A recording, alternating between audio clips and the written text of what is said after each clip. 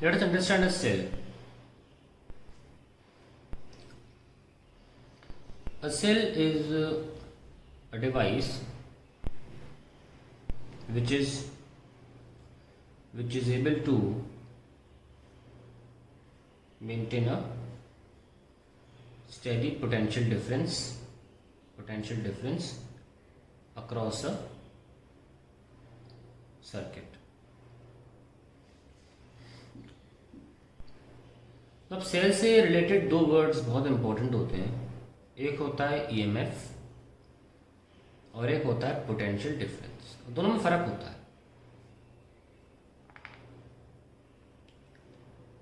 आइए इसके मैकेनिज्म पे समझते हैं. अक्सर हम एक सेल को एक बड़े लाइन से छोटे लाइन से दिखाते हैं. ये जो बड़ा लाइन होता है ये पॉजिटिवली चार्ज प्लेट माना जाता है, सेल का एक इलेक्ट्रोड माना जाता है, और छोटा वाला minus. Bye some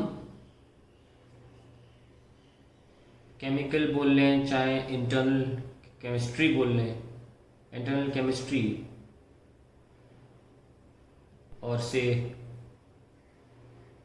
internal mechanism,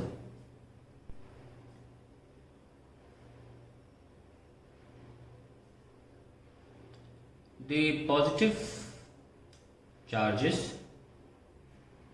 inside the cell are pushed towards, मान लीजिए प्लेट ए और ये बी है, okay, pushed towards plate A and the negative ions, क्योंकि सेल के अंदर इलेक्ट्रोलाइट होता है, उसमें आयंस होते हैं और दोनों ही कैपेबल होते हैं करंट प्रोड्यूस करने के. And push towards plate A and the negative ions are pushed towards plate B. तो ऐसा करते हैं. Let the force which does so, जो ये काम कर रहा है कि पॉजिटिव चार्जेस को इधर लेकर आता है और नेगेटिव चार्ज ऑब्वियसली को उधर लेकर आएगा, B denoted by F B, called the battery force, called the battery force. As the positive charges get deposited on the plate A and negative charges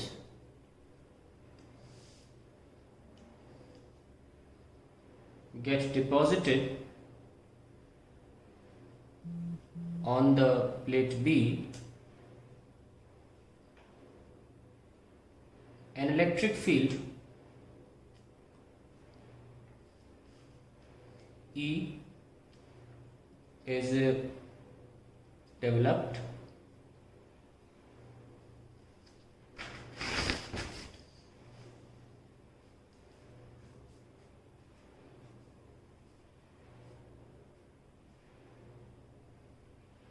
between A and B. तो battery force यहाँ काम कर रहा था और करते करते क्या किया उसने, एक इलेक्ट्रिक फील्ड यहाँ शुरू कर दी प्रोड्यूस करना डिपोजिशन की वजह से. This electric field now begins to exert force on the ions and resist further deposition of positive Q charge on plate A and negative Q charge on plate B. बड़ा basic सा simple से logic है. Battery एक internal mechanism की मदद से plus ions को यहाँ ला रही थी और माइनस साइंस को यहाँ। जैसे जैसे प्लस और माइनस डिपॉजिट होने लग गए वैसे वैसे एक इलेक्ट्रिक फील्ड बढ़ने लग गई, और इलेक्ट्रिक फील्ड क्या करती है, पॉजिटिव को अपनी दिशा में ले जाती है। तो जो यहाँ पहले अब आना शुरू कर रहे थे और फर्दर वो धीरे धीरे से इलेक्ट्रिक फील्ड की वजह से अब आ नहीं पा रहे हैं उतनी आसानी से। ठीक है, तो क्या होगा, as more and more plus Q charge deposits on plate A, more is the electric field produced. At a steady situation, एक वक्त ऐसा आएगा जब ये जो फोर्स है और जो इलेक्ट्रिक फील्ड की वजह से फोर्स है बराबर हो जाएगा, वो स्टेडी सिचुएशन है। At a steady situation the force due to electric field, जिसको हम बोल सकते हैं Fe equals to QE, balances the battery force FB.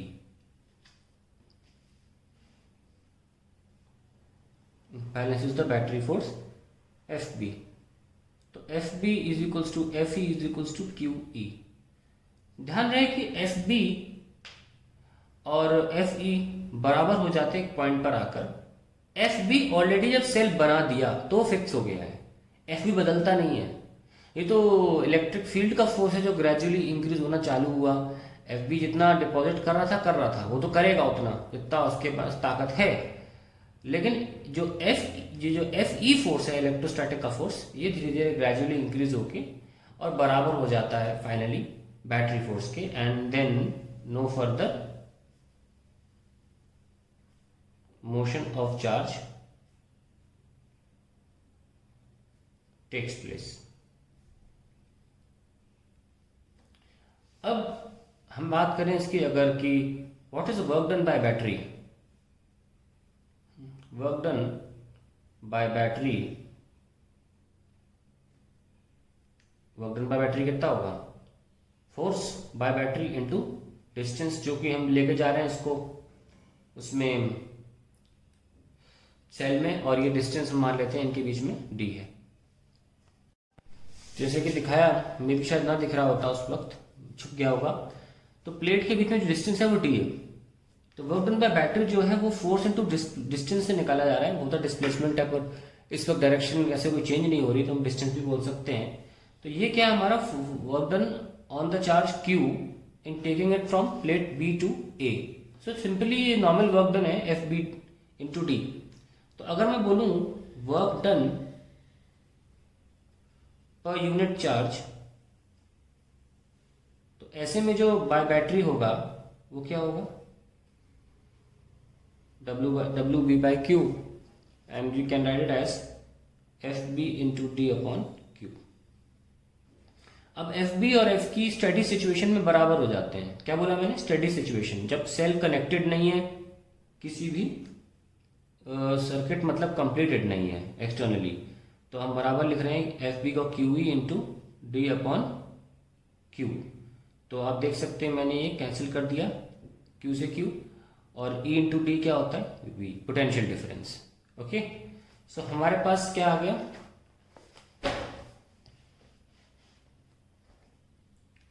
we have got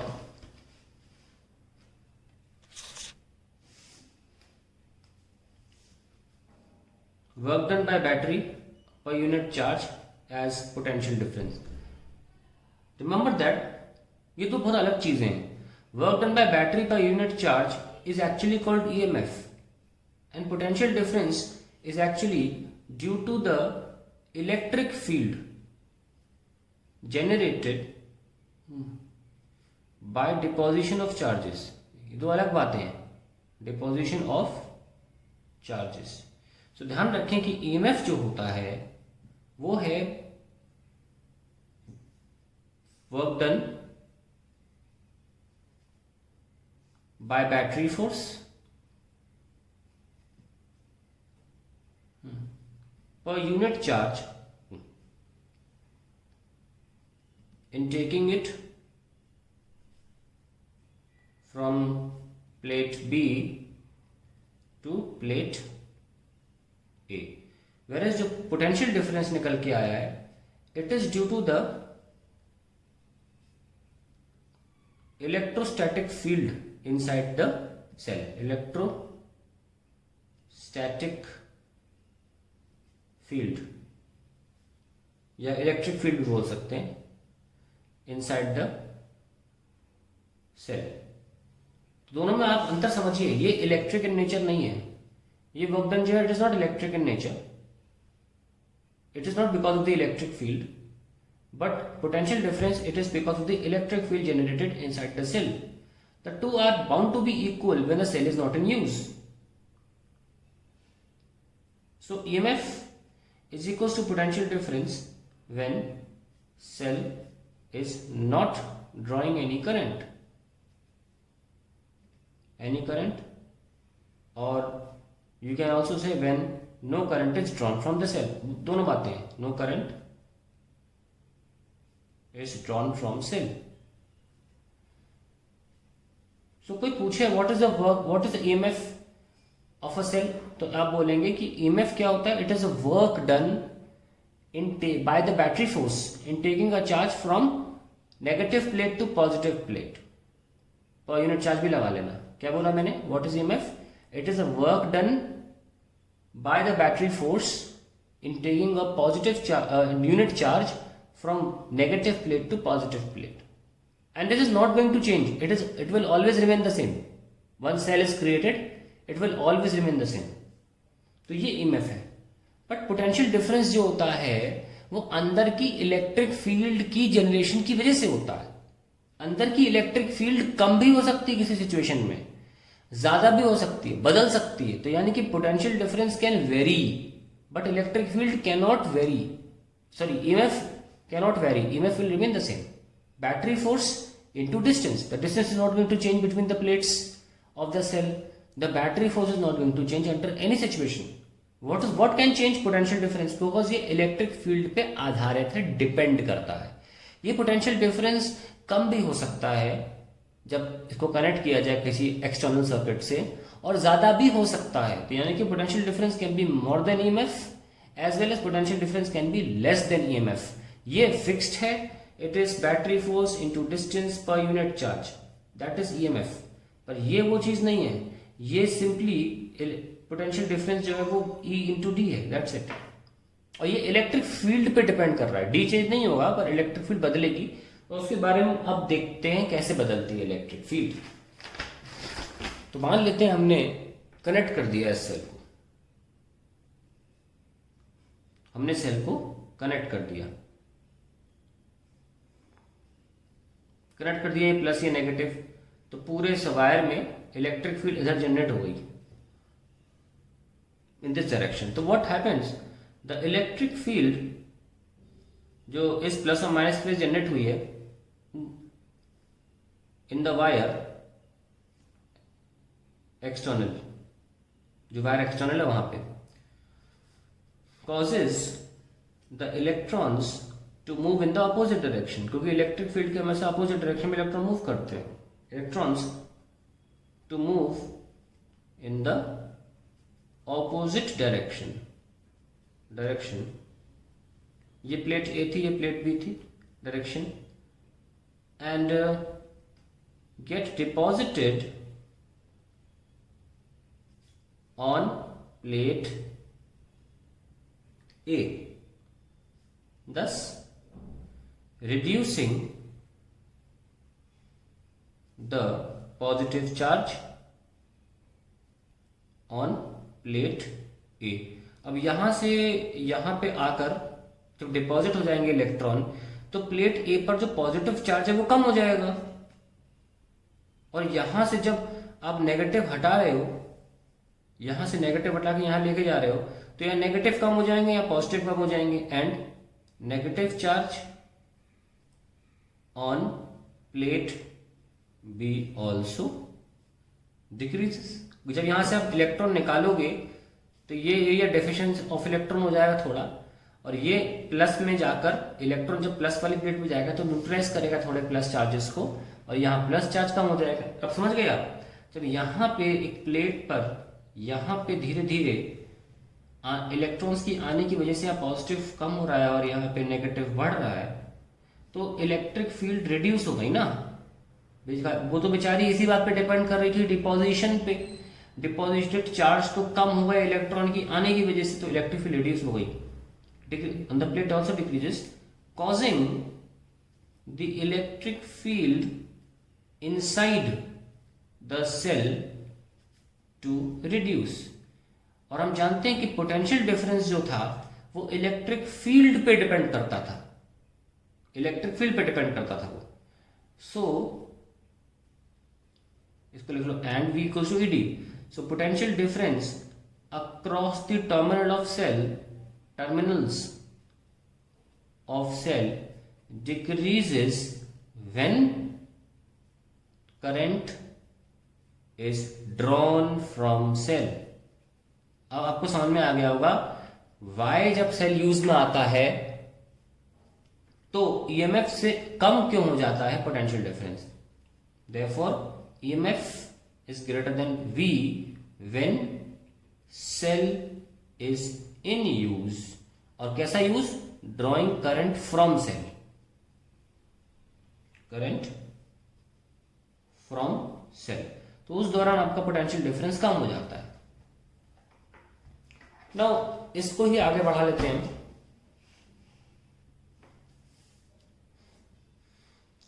on the other hand, अगर आपका सेल